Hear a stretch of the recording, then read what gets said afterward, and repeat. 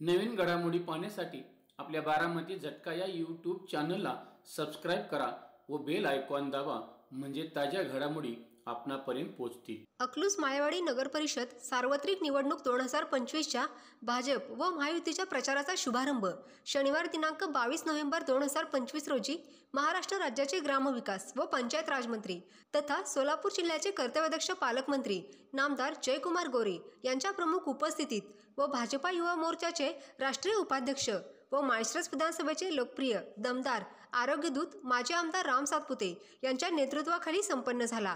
यावेळी भाजप व महायुतीचे उमेदवार, अनेक पदाधिकारी व कार्यकर्ते मोठ्या संख्येने उपस्थित होते। महाराष्ट्र राज्याचे ग्रामविकास व पंचायत राज मंत्री तथा सोलापूर जिल्ह्याचे कर्तव्यदक्ष पालकमंत्री नामदार जयकुमार गोरे उपस्थितांना संबोधित करताना म्हणाले, बारामती झटका इकडे लावायचा,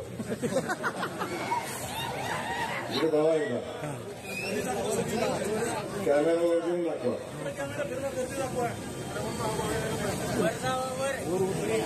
आणि झटका असं तिकडे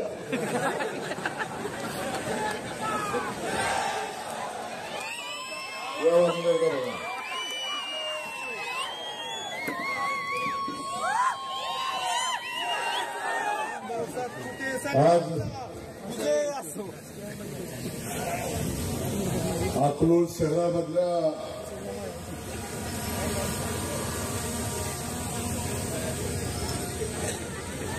नगरपालिकेचा नगराध्यक्ष ठरवणारी अकलूज शहर येणाऱ्या पुढच्या 5 वर्षासाठी कुणाच्या ताब्यात द्यावं हे ठरवणारी आजची ही ऐतिहासिक अशी सभा आहे। आणि माझाच विश्वास बसत नाही, मी अकलूजमध्ये आहे।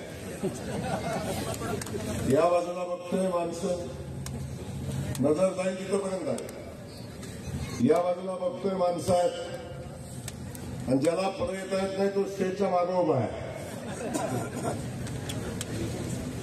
आणि जिकडं बघेल तिकडं माणसंच माणसं आहेत।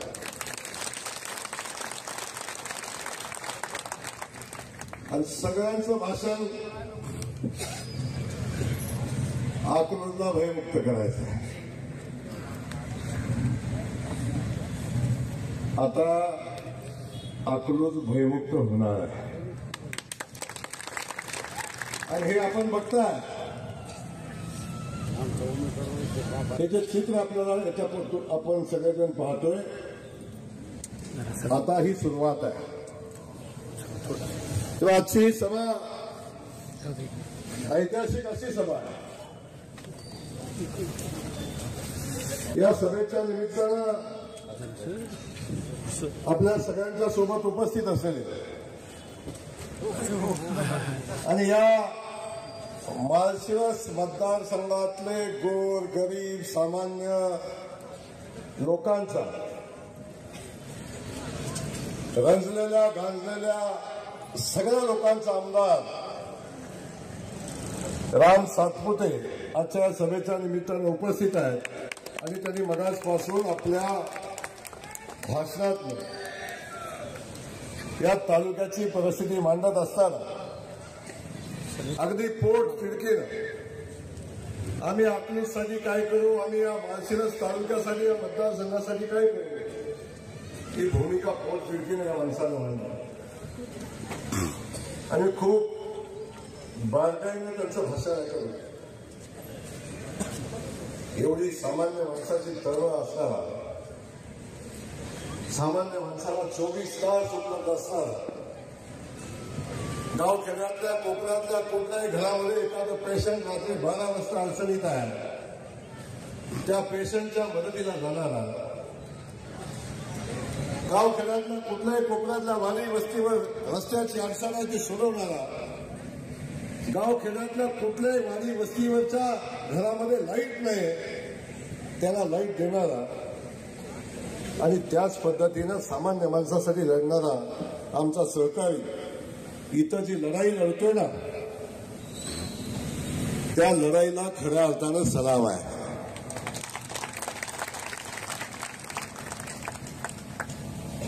आणि मी हे सांगण्यासाठी इथं आलो जी लढाई अकलूजकरांनी तयार केलेली आहे, जो लढा अकलूजकरांनी उभा केलेला आहे, त्या लढ्यासोबत भारतीय जनता पक्ष ताकदीनं सोबत आपल्या पाठीशी उभा आहे हे सांगण्यासाठी या ठिकाणी मी आलो.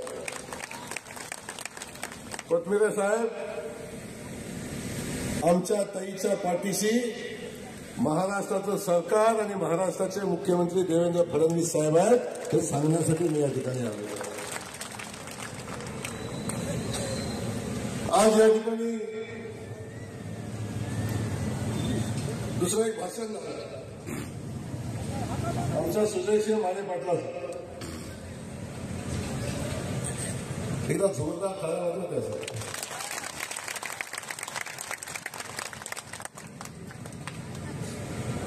एवढ्या पोटतिडकीनं शहराच्या लोकांच्या भावना, शहराच्या लोकांच्या अडचणी मांडणारा हा युवक जेव्हा जेव्हा माझ्याकडे येतो तेव्हा एवढ्या पोटतिडकीने या शहरातल्या प्रश्नाच्या संदर्भातली भूमिका मांडत असतो आणि एवढा कॉन्फिडन्स, एवढा विश्वास या युवकामध्ये बघितला उद्याचं भविष्य आहे. अशा पद्धतीचा एक युवक या मंडलाध्यक्ष म्हणून काम करतो. नगराध्यक्ष पदाच्या उमेदवार पूजाताई, एकदा जोरदार टाळ्या वाजवा. काय कॉन्फिडन्स होता भाषणामध्ये. आणि आमची एक महिला ताकदीनं उभं राहू शकते, अकलूज सारख्या शहराचं नेतृत्व करण्याची क्षमता असणारी, आपल्या सगळ्यांकडे हात जोडून विनंती करते की मला संधी द्या, मी माझ्या शहराची सेवा करेन, मी आपली सेवा करेन. अशा पद्धतीची भूमिका मांडणारी आमची पूजाताई आता नगराध्यक्ष पदाच्या उमेदवार म्हणून आपण या ठिकाणी आलाय आणि मला वाटतं ज्योतिषाची गरजच नाही. जनभावना आहे, लोकभावना आहे आणि ही लोकभावना पूजाताईंच्या सोबत आहे. त्यामुळे आता नगराध्यक्ष पदाच्या निवडणुकीची औपचारिकता बाकी आहे आणि त्यासाठी आपल्याला प्रचंड ताकदीनं ही लढाई पुढे घेऊन जायची आहे. सन्माननीय इंदुराव माने पाटील, सन्माननीय फत्तेसिंह माने पाटील, या ठिकाणी उपस्थित असलेले आमचे प्रकाश बापू अजून पिक्चर आला का नाही? तर आता बापू पिक्चर आली बाकी आहे. या ठिकाणी पंचायत समितीच्या आमच्या माजी सभापती, त्यांना एकदा जोरदार टाळ्या वाजवा. एक तडफदार भाषण, अभ्यासू भाषण, हे मला समजलंच नाही. मी आज अकलूज मध्ये आल्यावर असा कधी विचार केला नव्हता की एवढी चांगली लोक या भागामध्ये काम करतात आणि या लोकांना काम करणारे व्यासपीठ आता उभं राहते, याचा मला मनापासूनच आनंद आहे. विकायचं ना तुम्ही, त्यामुळेच आवाजात दम आहे. अमरसिंह माने देशमुख, सन्माननीय पांडुरंग भाऊ, ते म्हणजे आत्ताच नका घालून, चांगला कार्यक्रम घेऊन घाला आम्हाला वाटते, पण सगळ्या ताकदीनं सोबत आहे. सन्माननीय हनुमंतरावजी सूळ, महाशिवचे माजी नगराध्यक्ष आप्पासाहेब देशमुख, पांडुरंगजी देशमुख, शिवसेना तालुका प्रमुख सतीश सपकाळ, शैलेशजी कोथमिरे साहेब. साहेब तुम्ही अधिकारी असं वाटलंच नाही उठल्यावर. एखादा कसलेला राजकारणी भाषण करतो ना, त्याच्यात आत्मविश्वासाने बोलत होता आणि विजय चौकाचा इतिहास सांगत होता. सन्माननीय शशिकांतजी माने पाटील, सोपानकाका राजनगर, बाळासाहेब वावरे, बाळासाहेब धाईंचे अडपेचे आमचे अध्यक्ष, या ठिकाणी उपस्थित असलेले राजकुमार हिवरकर, शिवसेनेचे नेते, भाजपा मित्रपक्षाचे सगळे पदाधिकारी, खास करून रंजनभाऊ गिरमे या ठिकाणी उपस्थित आहेत आणि बाकी ज्यांची नावं राहतील, ज्यांनी लिहून दिले त्यांना शिवाय द्या, मला बोलायचं नाही, आपला काही संबंध नाही त्याचा. आपल्याला जेवढे लिहून दिलं तेवढं सांगतोय नावाच्या बाबतीत. तर मागं वळून नावं घेतली तर सगळ्यांची घ्यायला लागतील. असे सगळे सन्माननीय या ठिकाणी आहेत. या सगळ्यांचं मी मनापासून स्वागत करतो. महादेवचं नाव इथं घेतलं पाहिजे. महादेव कॉलेज एकदा जोरदार होऊन जाऊ द्या.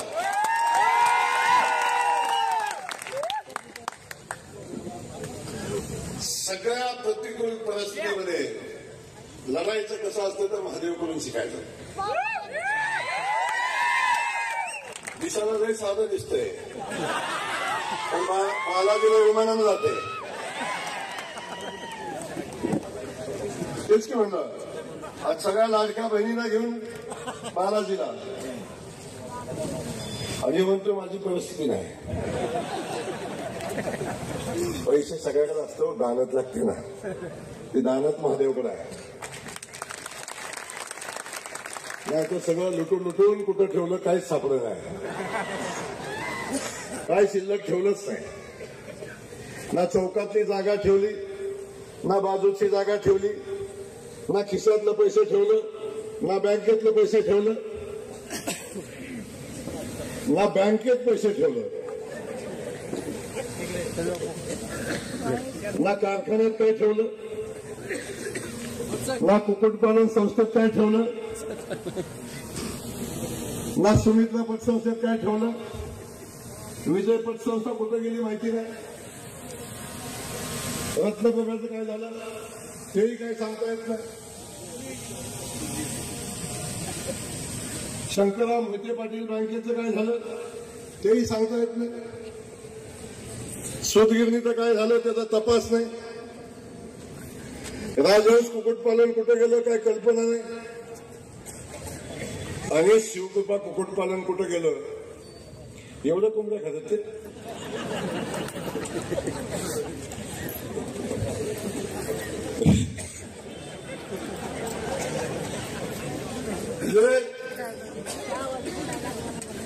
पैसे खाल्लं जमीन खाल्ले कोंबड्या खाल्ल्या सगळं खाल्लं.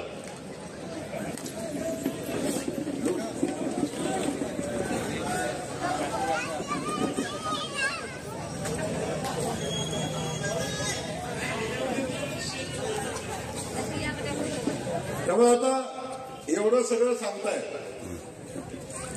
आता मला न सांगता आपलं बटण्यात दाखवा बटण्यात सांगा. पण या ठिकाणी येत असताना आपल्या सगळ्यांचं मी मनापासून स्वागत करतो. खास करून स्टेजवरचे सगळे आमचे उमेदवार रामभाऊनी त्यांचा सगळ्यांचा बायोडाटा सांगितला.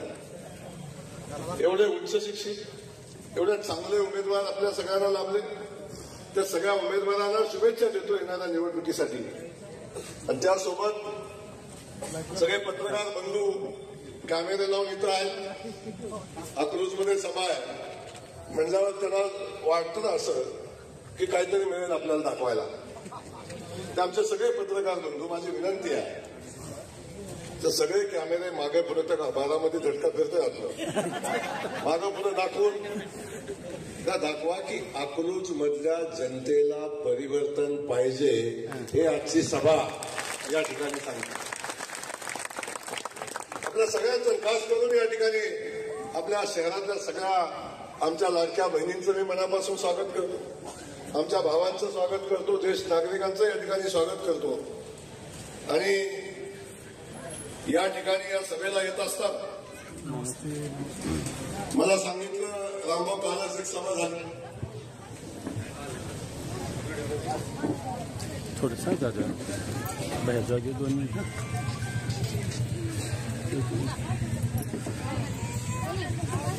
इकडं शेतकऱ्याची पद्धत जास्त दिसते.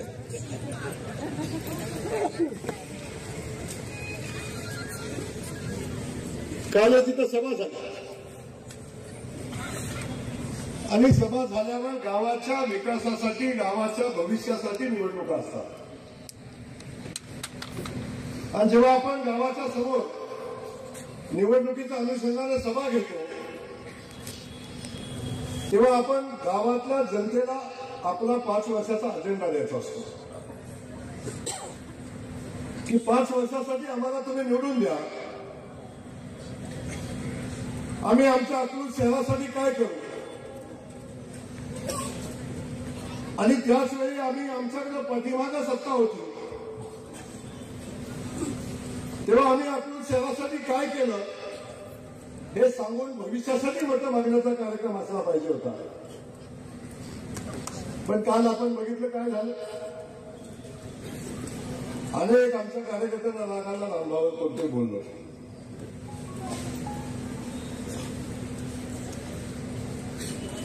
मनावर कोणाचं घ्यायचं असतं कोणाचं मनावर कोणाचं घ्यायचं असतं. ज्याला मान आहे ज्याला सन्मान आहे ज्याला स्वाभिमान आहे ज्याला इज्जत आहे ज्याला इज्जतीनं काहीतरी मिळवलंय अशा माणसाचं मनावर घ्यायचं असते.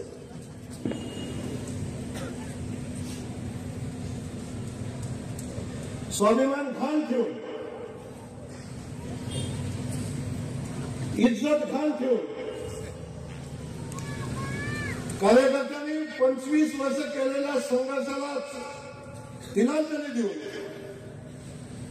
त्यांनी जे मिळवले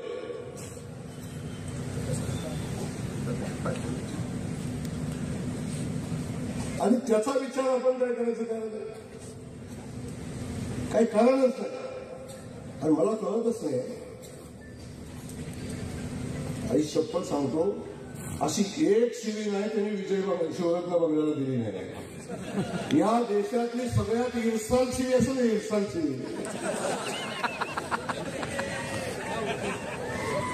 आपण नाही देणार आपल्याला येतच नाही.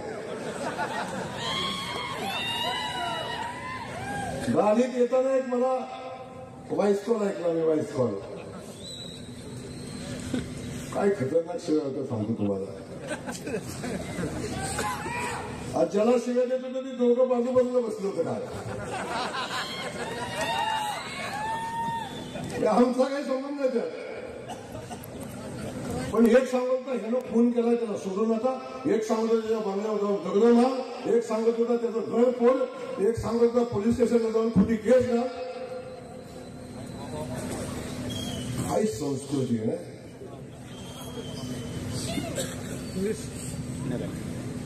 आंदोलन भाऊ कोथमिरे साहेब जेव्हा विजय चौकाचा इतिहास सांगताय जाकुलचा इतिहास सांगताय त्या हाकुलूस मध्ये असली संस्कृती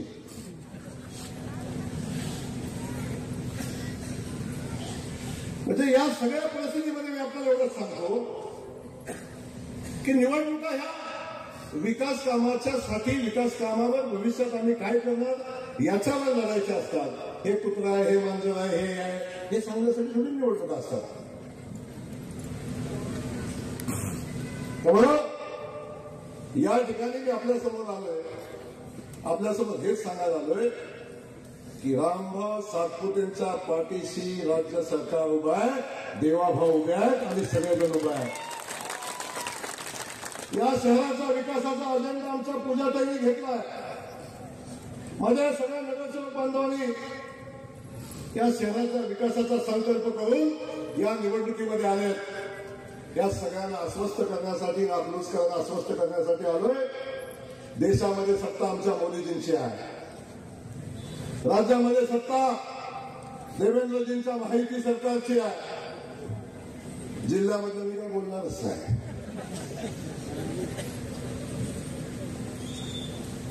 कारण इथं काही सत्ता नाही आम्ही सेवक आहे.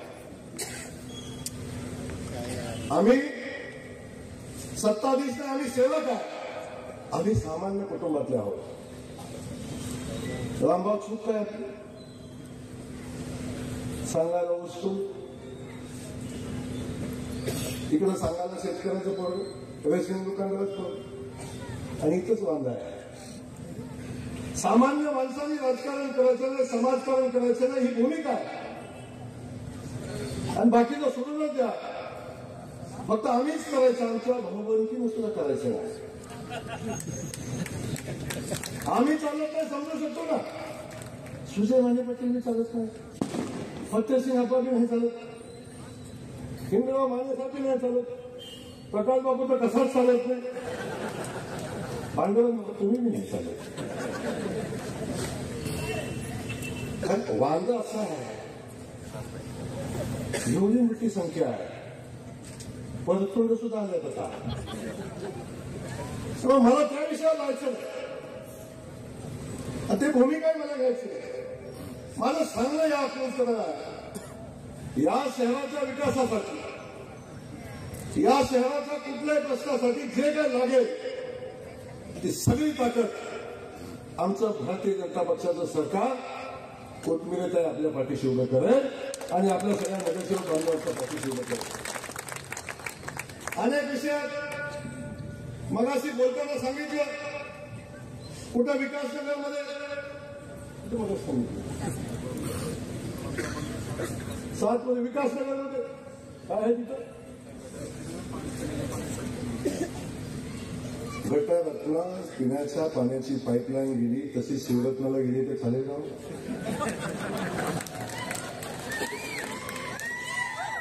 विकासनगरला पण माणसं राहतात ना, माणसांना माणसासारखं वागवा की किती दिवस माणसांची अवहेलना करणार, किती दिवस गोरगरिबांची मिटाणी करणार. अरे काल परवा आम्ही बघत होतो, आमची माणसं काय लोक या गावात जात होते. मला फोन आला, भाऊ अख्खं आतून झोपटपट्टी, पत्राच्या चालाशिवाय काय नाही. इकडे सलग 2-2 किलोमीटर, एक 5-5 एकरात, 7-7 एकरात. आणि आमच्या ह्या लोकांना बघितलं 751 कुटुंबाला 27 एकर जमीन देतो म्हणून सांगितलं.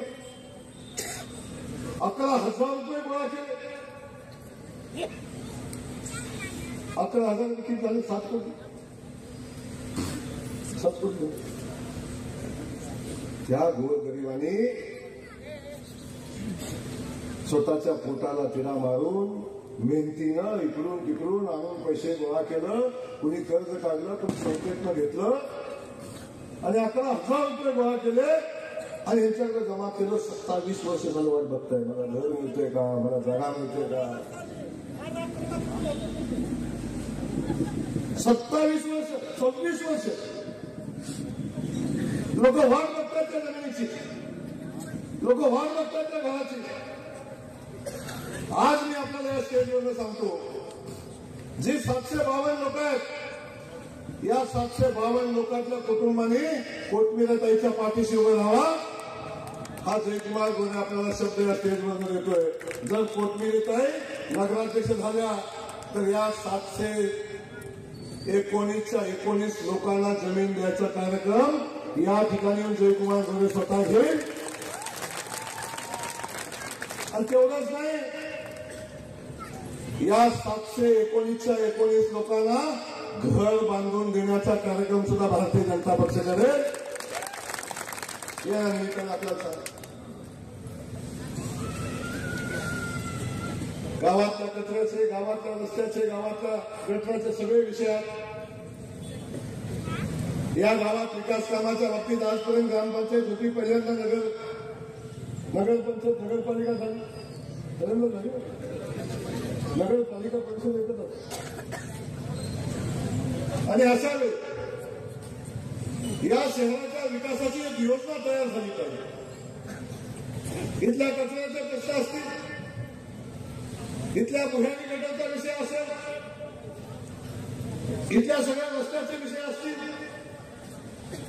इथल्या सगळ्या समाजाचे विषय असतील, या सगळ्याचा एक प्लॅन तयार करावा लागेल. या शहराच्या विकासाचा एक प्लॅन तयार करायला लागेल. कोथमिरे साहेब, आपण प्रशासकीय अधिकारी, आपल्याला माहिती आहे, आपण साधं घर बांधायचं म्हणलं ना ताई, 5 गुंठ जागा घेतली तर इंजिनियरला बोलवतो, जागा दाखवतो, उत्तर दक्षिण पश्चिम सगळं बघतो आपण. आणि सगळं बघितल्यावर इंजिनियरला सांगतो प्लॅन करा आणि आमचं घर चांगलं बांधा. या गावाचा काय प्लॅन आहे? सातत्याने आपल्या गावात सत्ता, सातत्याने सगळ्या सत्ता असताना आपल्या गावात. अशा परिस्थितीत गावातली झोपडपट्टी का संपत नाही? गावातल्या वेगवेगळ्या समाजाचे प्रश्न का संपत नाही हे सगळं आपण बघतो. आपण शहराचा जेवढा विकास व्हायला पाहिजे होता तो विकास का थांबला. अलीकडच्या कालखंडामध्ये आपणची परिस्थिती आपल्याला माहिती आहे. पांडुरंग भाऊ, जेव्हापासून मी पालकमंत्री झालोय शहरातले अनेक व्यापारी मला येऊन भेटले, शहरातले अनेक डॉक्टर मला येऊन भेटले. एका डॉक्टरने जर सांगितलं, भाऊ माझी आता या अकलूजमध्ये दवाखाना चालवायची इच्छा राहिली नाही. अनेक व्यापाऱ्यांची भूमिका आहे. एवढी प्रचंड मोठी दहशत या लोकांच्यावर आहे. कुणाची निवडणूक आली, कुणाचं काय झालं, गेला फोन पाठवा पैसे 2 लाख 3 लाख 4 लाख 5 लाख. कोण कपडे घेऊन जातोय बिल दिला, कोण दवाखान्यात पेशंट आणतोय बिल दिला. एवढी भयानक परिस्थिती या शहरामध्ये आहे. सामान्य माणसाला स्वतःचं मत मांडण्याचा अधिकार नाही. मी या ठिकाणी आपल्या सगळ्यांना सांगतो, ही निवडणूक अकलूजच्या विकासाची निवडणूक आहे. ही निवडणूक अकलूजला भयमुक्त करण्याची निवडणूक आहे. आज आपण स्टेजवर माझा शब्द आहे, आपण सगळ्यांनी ताकदीनं बाहेर पडा. अकलूज मधल्या माणसाच्या केसाला धक्का लागू देणार नाही हा शब्द जयकुमार गोरे आपल्याला ऐकून देतो. व्यापारी बांधवांना माझी विनंती आहे, बोलेलं निवेदन घेऊन चालणार नाही. हा दहशतवाद संपवायचा असेल ठीक आहे, नका बाहेर पडू, नका समोर येऊ, पण आता वेळ आली परिवर्तनाची, दहशत संपवण्याची, खंडणीखोरांना घरी बसवण्याची वेळ आता आलेली आहे. आणि चिंता नका करू, तुम्हाला पुढे जाऊन पोलीस स्टेशनला केस करायला अडचण येते ना, एक साधी चिठ्ठी पाठवा माझ्याकडे, साधी चिठ्ठी पाठवा, केस न करता कार्यक्रम लावतो, काळजी नका करू.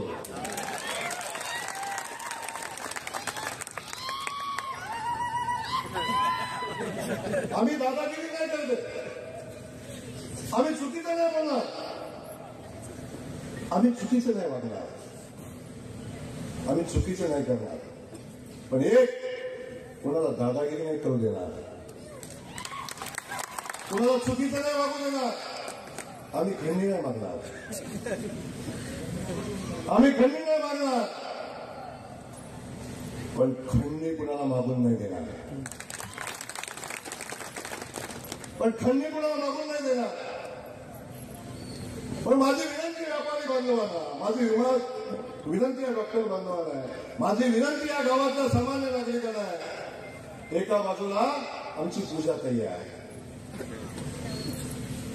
त्या कुटुंबाला पार्श्वभूमी आहे, प्रशासकीय सेवेची आहे, लोकसेवेची आहे, उच्च शिक्षित आहे. आणि अशा वेळी या ताईच्या पाठीशी उभं राहायचं, हिच्या हातात सत्ता द्यायची, आणि याच्या हातात सत्ता दिली तर ही सामान्य माणसाची सत्ता असेल, लक्षात ठेवा. सामान्य माणसाची सत्ता असेल. आणि दुसऱ्या बाजूला रामभाऊंनी सांगितलं आयडेंटिटी, आयडेंटिटी काय, निवडणूक जाहीर झाल्यावर पहिला खंडणीचा गुन्हा दाखल झाला आणि चुकून निवडून आला तर मग लाभ तुमचं तुम्हाला काय अवस्था. सगळा सुराट या गावामध्ये, या परिसरामध्ये, जेवढे 2 नंबरवाले तेवढे बंगल्यावर, जेवढे वाळूचोर तेवढे बंगल्यावर, जेवढे खंडणीखोर तेवढे बंगल्यावर. जिथं बघेल ती माणसं आजूबाजूला बघितली, सामान्य माणसाला संधीच काय तिकडे. मला दाखवा सामान्य माणसाने कधीतरी जावं आणि सांगावं, विचारावं काय परिस्थिती आहे, काय होते ते दिवस, काय होते ते दिवस. पण काय निघाली पिढी, काय पिढीचा आदर्श आपण घेणार, काय पिढीचा आदर्श आपण घेणार. अरे अकलूजच्या राजकारणाचा आदर्श या महाराष्ट्रातील परिसरातील लोक घ्यायची, भाट लावून टाकली पाहिजे. मी म्हणतो ते खरं आहे. होय का नाही? साक्षीला तो काय मी तुम्ही म्हणताय म्हणून म्हणतो मी.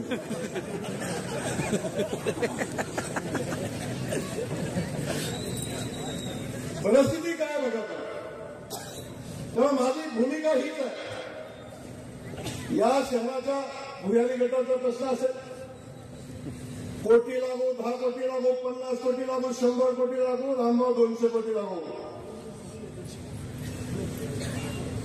150 म्हणताय, मी 200 दिले.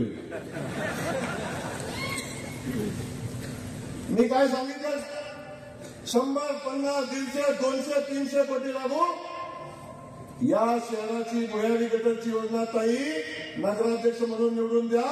2 महिन्याच्या आत योजना मंजूर करून आणतो. या शहराचा सगळा विषय संपवून टाकतो. लहान कचरा सगळ्या विषयाला आपण मागे जाऊ. या शहरातले जे जे प्रश्न असतील आपण सांगितले, बाग द्या, गार्डन द्या. शहरामध्ये गार्डन पाहिजे, चांगली गार्डन करायचं. रामभाऊ माझी बहीण उभी राहिली, तिला निवडून द्या. भाऊबीज म्हणून डीपीडीसी पहिलं 15 कोटी रुपये गार्डनला देतो.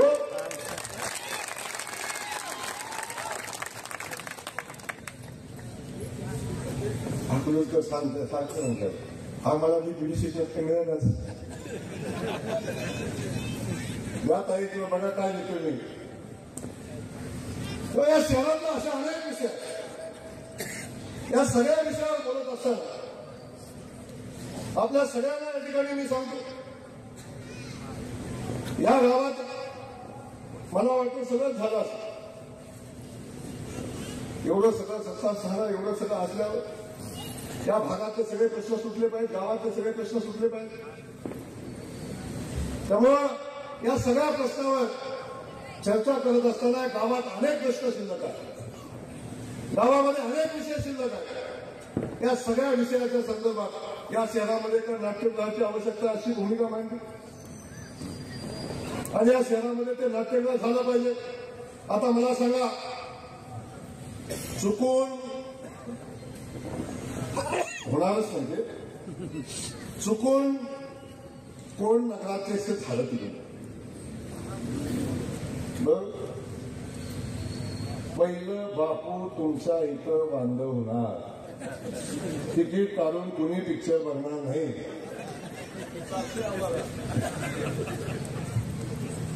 परिस्थिती समजून घ्या. जर चुकून झाला, या शहराला 200-300 कोटीची भुयारी गट योजना आणायची, या शहराला पाण्यासाठी 100-200 कोटी रुपये द्यायचे, या शहराच्या रस्त्यासाठी 200-300 कोटी रुपये लागणार आहेत. मागणार कुठं?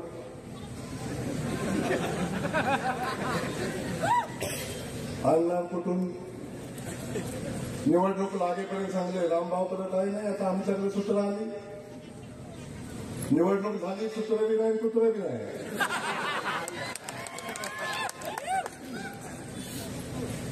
काहीच नाही. अरे आज अकलूजच्या बाजूला सगळ्या संस्था बंद पडल्या आणि जेवढ्या चालू आहेत, पन्ना भाऊ जेवढ्या चालू आहेत तेवढ्या फक्त देवेंद्र फडणवीस साहेबांच्यामुळे चालू आहे.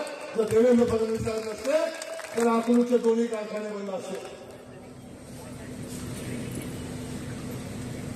बाकी अनेक विषय बंद असते. गाड्या बंद बोलत नव्हतं, बोलून यायचं. पण हे सगळं आपण बघितलं, हे सगळं ज्या लोकांनी दिलं, ज्या लोकांनी आपल्या पाठीशी उभं राहिलं, तिथं कधीच ना जनतेसोबत विश्वास आहे, ना नेतृत्वासोबत विश्वास आला, ना पक्षासोबत विश्वास आला. आणि अशा पद्धतीची परिस्थिती आपण सगळ्यांनी बघितली. त्यामुळे आपल्या सगळ्यांना माझी विनंती आहे, आता खूप वेळ झाला, पण मी सांगतो जाताना एवढंच सांगणार, कोटमिरे साहेब आपण बस स्टँडचा विषय काढला, जागा आहे का इथली?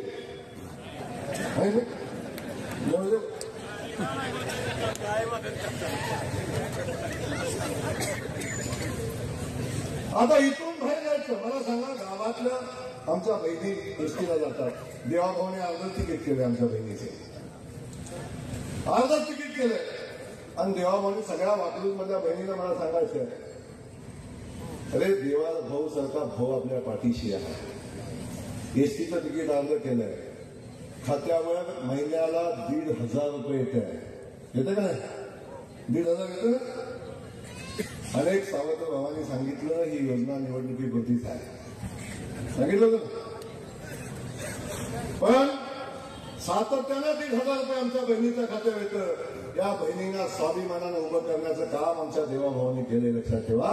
देवाभावाला विसरू नका मतं देताना. आणि देवाभावांनी शब्द दिलाय, जोपर्यंत मी आहे तोपर्यंत माझ्या बहिणीच्या खात्यावरची ओवाळणी बंद होणार नाही, ही भूमिका घेतली. अरे साधा सक्का भाऊ सुद्धा राखी पौर्णिमेला गेला, 500 रुपयाची नोट टाकताना बायकोला 3-4 वेळा बघतो. बायकोनं मान हलवली तरच खाली पडतं, नाही तर पुन्हा खिशात जातो. 100 रुपये बाजारात गेलं जाताना दिलं, 100 रुपये गणी 10 वेळा म्हणतो. परवा दिवशी 100 दिलं होतं, कुठं आहे, किती राहिलं, किती गेलं. कधी सन्मान माझ्या बहिणीने नव्हता. अरे आत्ता अनेक कोणी म्हणतात, अगं तुझ्या अकाउंटला हायते का पैसे. हा सन्मान माझ्या देवाभावाने दिला, लक्षात ठेवा. विसरू नका त्या देवाभावाला. इथं बसलेल्या आमच्या सगळ्या माता भगिनींना सांगेन, सगळ्या माता भगिनी, अर्ध तिकीट एसटीचं आहे, पण एसटी स्टँडवर जास्त 40 रुपये रिक्षा लागते. गावातलं स्टँड गावातच पाहिजे ना, गावातलं स्टँड गावात पाहिजे. नाहीतर पर्याय व्यवस्था तिकडे मोठा एसटी डेपो करा, पण गावातल्या आमच्या भगिनींसाठी गावामध्ये एसटी आली पाहिजे आणि गावामध्ये एसटी स्टँड असलं पाहिजे. द्या करा आमच्या ताईला नगराध्यक्ष. एका वर्षात या गावामध्ये भव्य जीवन सुंदर देखणं बस स्टँड करायची जबाबदारी घेऊन इथं जातो. अशा अनेक गोष्टी आहेत विकासाच्या बाबतीत करण्यासारख्या. आणि या सगळ्या गोष्टी एकदा बघा ना फिरवून भाकरी बघा